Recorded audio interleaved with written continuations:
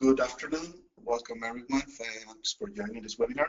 I am Luis Corrons, PandaLabs Technical Director. Just a small introduction. I've been working in the security industry for more than 18 years, leading the fight against all kinds of threats and all kinds of malware alerts, as the one we have been facing the last few days. Today, I'm going to talk about WannaCry, trying to solve all questions and doubts you may have, and making a recap of what has happened so far and what options there are to be prepared for the next wave of attacks. So let's start from the beginning. So it all started last Friday. It was first time in the morning here in Spain when we detected the first case. It took place in Madrid in Spain at 8:05 a.m. And reports of the new threat that was affecting big corporations in Spain started to show up in the media. And what, at the end of the day, it turned out to be WannaCry. What is it? Well, it is a network worm taking advantage of a vulnerability in Windows to spread to other machines through the network. As soon as it finds a machine with a vulnerable version of SMB running, it will attack it using the Eternal Blue exploit through the port 445.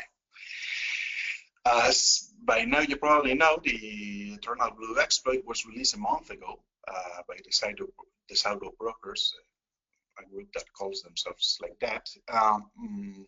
And it really belongs to a cyber weapon arsenal developed by the NSA, the National Security Agency of the United States of America. So we've been analyzing the code present in WannaCry related to the exploit itself, and it's not that it is similar to the one in the NSA. It is exactly the same, a copy of the original, which at the end of the day it makes sense, because why are you going to change something that it already works? So that's what it did. It took the code and they put it here in the WannaCry world.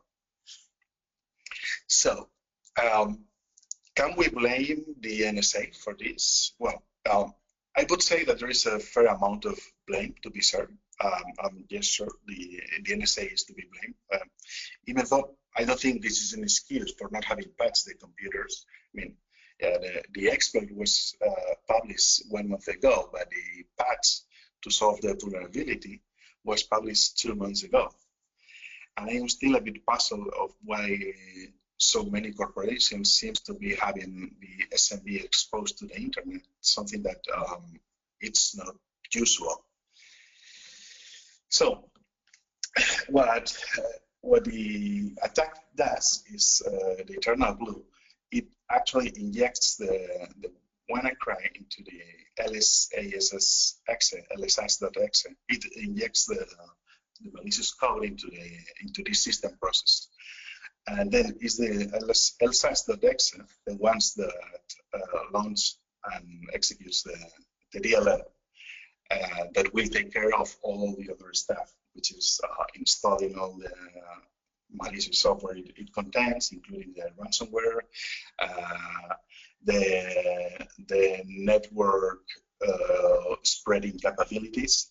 An important thing to say is that it not only spreads through the local network, which it also does, but to all the internet. So we published a technical paper about WannaCry a few days ago. All of you that have joined this webinar will be getting an email afterwards with a number of links. All the links I am putting here. The thing is that we have limited time, so I didn't want to go to each and every small detail.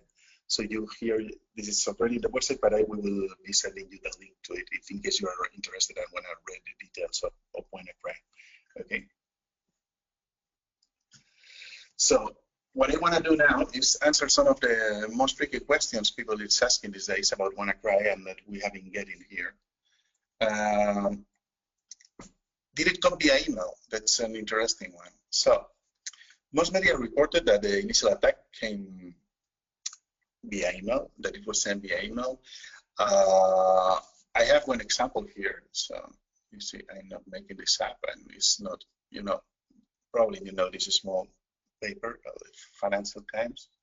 So they even give you details of not that it was just an email, but it had a zip file and someone opening and infected themselves. Well, as far as I can say, this is not true.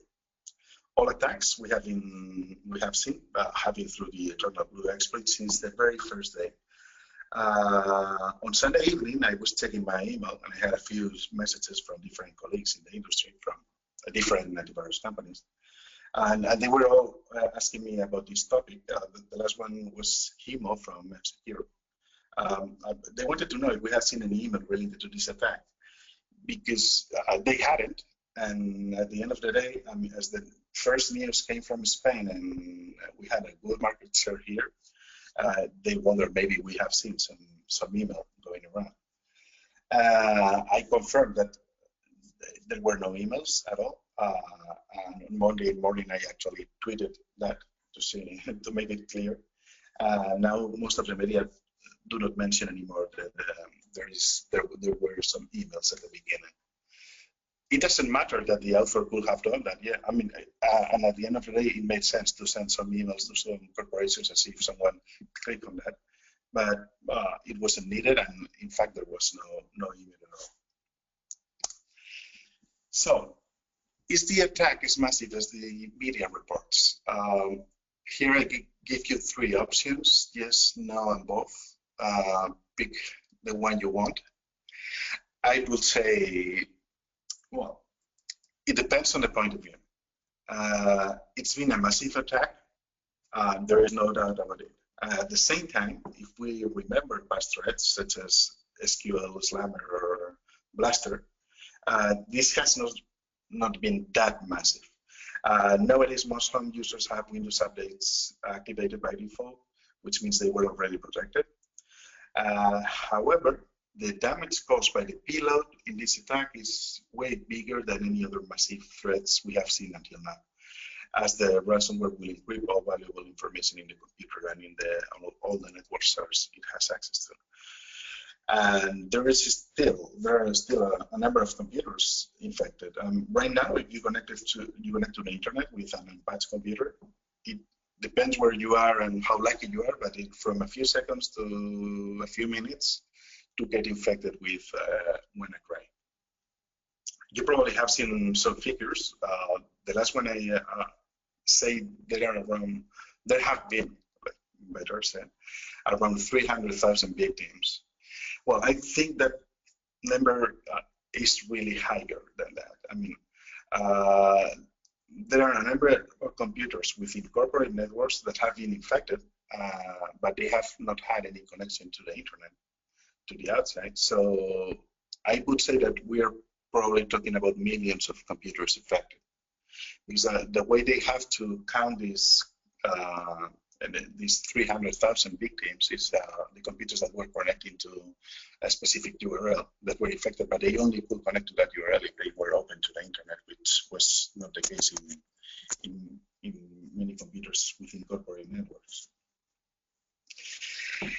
Even though not all corporations have been infected, we can see that it has not only affected the ones that were attacked, but the ones that were infected, but also all the ones that have not applied the patch. I know cases from different companies that they did not receive the attack, but just in case, they actually cut off the internet of the company and started patching. And I know a number of companies that have been spending all the weekend applying the patch to all the computers in the network, even though they have not been infected by the threat. So one of the characteristics of WannaCry is that it tries to connect to a specific URL. In case it exists, it doesn't do anything. It won't spread anymore, and it won't execute a ransomware payload. During the last weekend, a security researcher registered that domain, but it didn't stop WannaCry. So why did it need to stop when that kill switch domain was already registered? Well, there's an explanation to that. Many companies connect to the internet through a proxy, A number of them even disconnected themselves from the internet, as I told you earlier, when trying to figure out how to solve the situation. And as there is no internet connection, WannaCry keeps going smoothly. So it checks the URL, no internet, so it thinks that the URL doesn't exist, so it keeps infecting and spreading and doing all the stuff. Not only that, there are variations that have a different domain. So this kill switch was only covering a portion of the infections anyway. And talking about variations, that takes us to the next question. How many variants of WannaCry are there? So I give you 4 options here. 1, 2, hundreds, or thousands. Well, same as the whole other question, it depends. It depends on what do we consider as a new variant. Since the beginning, we have seen several different variations, let's call them. However, all of them serve the same functionality. I mean, the last time I checked, we were over 700. The changes go from small changes to the file, just to try to avoid weak signature detection. And some others were changing the kill switch domain to a different one.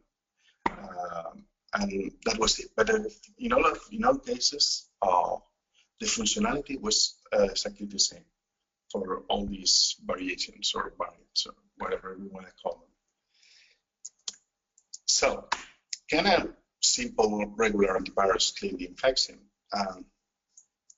Yes, no, or what form? Well, the short answer is yes. Yes, it can clean the infection. I mean, it's just another malware. It's not that difficult to remove, to kill the process and delete the files, or to erase the entries. It's not that complicated. So any regular antivirus should be able to clean it. But the long answer is it depends again. Why? Well, unless your regular antivirus is able to protect the computer from the internal blue exploit, if it cannot do that, it will be. That means that the computer will be getting the malware over and over again.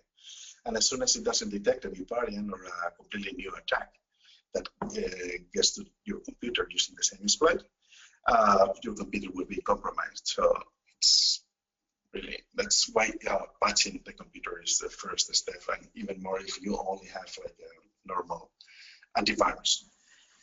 And now another interesting topic, it's about the victims, the WannaCry victims.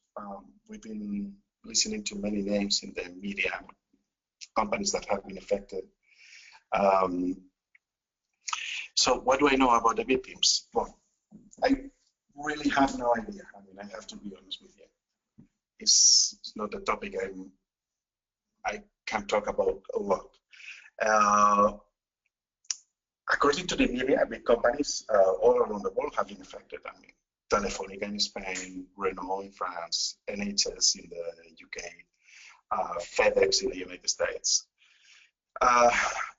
But some of them were kind of a bit confusing. Like, for example, in Spain, there were named a number of companies that afterwards they said, no, we have not affected in any way by this. About anti-defense in our website. So get ready. Detect some blocks malware that any other protection system misses. So we are, of course, the masters of the universe here, the best ones ever.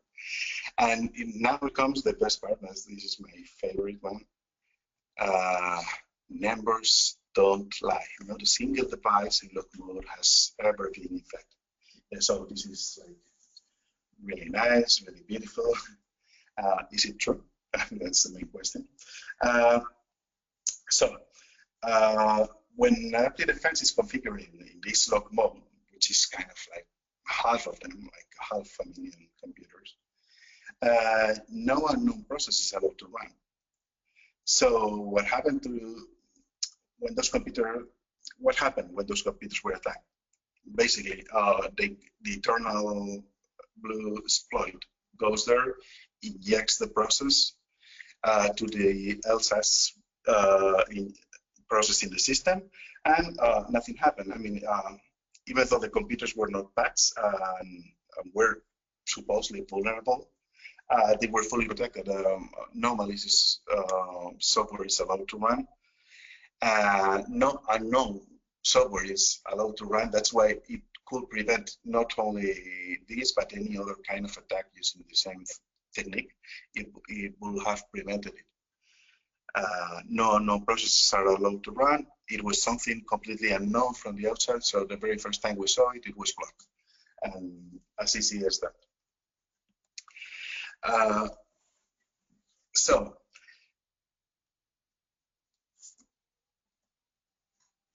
that's a bit why I don't have really a lot of knowledge about victims, because we haven't had many victims, to be honest. It is true that I'm talking about a lock mode, but you might ask yourself, like, yeah, that sounds really nice, Luis, but okay, when you install adaptive defense, I mean, the default mode is called hardening, no lock. So what happened with those guys? So here the thing is that we had already studied the vulnerability, and we had already a small set of rules that avoided the execution of malware using the Eternal Blue exploit. And say they were already tested and done. I mean, we published them the same Friday. So that's why most of our customers have not noticed anything as they have been protected all the time. On top of that, thanks to all the knowledge we gained with adaptive defense, we could use your cloud to protect all the rest of our customers. As you know, all of our products takes benefit of our cloud. So I don't have a lot of knowledge about victims, but that helped us because as we didn't have to be helping our victims, our customers, let's say, because there were no victims among them, we could start doing what we like the most, which is officially we will say reverse engineering WannaCry, but let's call it in a more funny way, which is let's break WannaCry, and that's what we did most of the Friday and then the rest of the weekend, and we're still going on this week. I mean, you can spend weeks and weeks on these kind of things. So we basically this allowed us to learn everything about it. During this weekend, we even created a free vaccine to help the unfortunate companies that are not our customers and got infected. In short, this vaccine works in the following way. So it makes the computer immune to WannaCry. Even if the patch is not installed, it doesn't matter. So the thing is that the WannaCry, when it gets and it executes in the computer, the first thing that it's going to check is in the memory of the computer if there is some mutex there with certain specific names. So we use that information to make the computer immune. So people can then go easily and install the patch without having to rush, let's say. And as a track bonus, also we scan all processes in memory, and if there is any malicious one, we just remove it for you, and that's it. This is also written in our website, but anyway, as I said before, I will send you an email with all the information, including this link to the vaccine. So, updating our systems is critical, but I'm not talking just about this specific vulnerability, but all of them. I mean, it is time to have processes in place that allow to have all critical updates deployed in our network as soon as possible. It's really, really hard to understand how one vulnerability like this, which patch was available for 2 months, how this was not prioritized enough to have it deployed in all networks. And we have seen really big corporations affected by this. So we all know it is a mess to update when you have like thousands of computers and lots of different software running in your environment, and you have to test that. And there's a lot of software, a lot of updates to test. We know it's difficult, but seriously, I mean, nothing more critical than critical vulnerability. So that will be always the top priority. I'm not saying to install them right away. I know that sometimes you cannot do that. But yeah, to test it as soon as possible and having them deployed as soon as possible. Antivirus solutions, they have their limits, and in the world we are living nowadays, they are not enough, let's be honest. And this attack has really shown us all that they are not enough.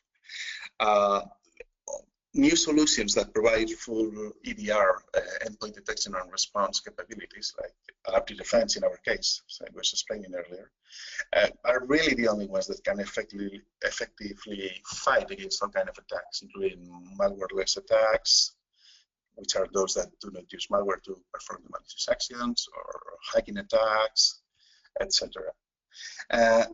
Anyway, still remember, I mean, there is no perfect solution at all. Not even adaptive defense, even though it's pretty good, I have to say. But one of the things I like the most about adaptive defense, for example, is its ability to generate forensic information in real time. So even if at some point in the future there is a security breach in your network, it allows you to find out the answer to all questions we always do ourselves when one of these incidents happen. So what has really happened? I mean, when did it happen? When they enter my network? How did they do it? How did they evade all the security lawyers they have in place? What have the attackers done until they found this threat? So all of those questions can be answered with the information that adaptive defense gathers in real time. And that, for me, is the most valuable thing that this solution has, on top of being the one that protects the better compared to any antivirus, let's say. So this is all. We are preparing in the lab now some FAQs, because we are getting more and more questions about this threat. And we will be publishing some of them tomorrow and probably during the next few days, as there are more and more questions. If you have any question now, anyway, that's the time you can. Now we can take some time and I can answer the questions you want.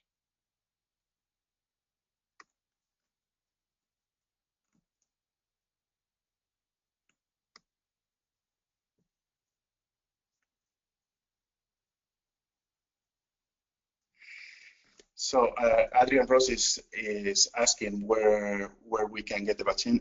It is in our website in the tech support area. There is if you look in our website for WannaCry, you will find it. Anyway, as I said, in the email you will get later, it will be included here in the link to the vaccine.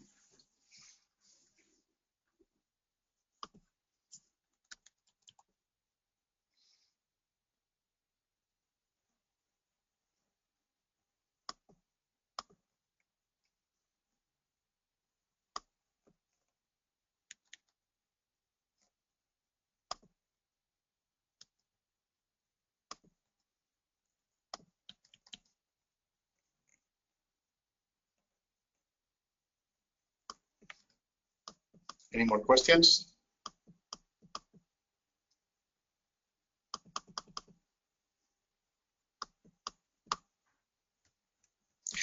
Okay, well, anyway, if you need anything, you know where to find us. If you need to find me, my email address is luis.corrons@pandasecurity.com. That's kind of easy. So thank you very much and see you next time.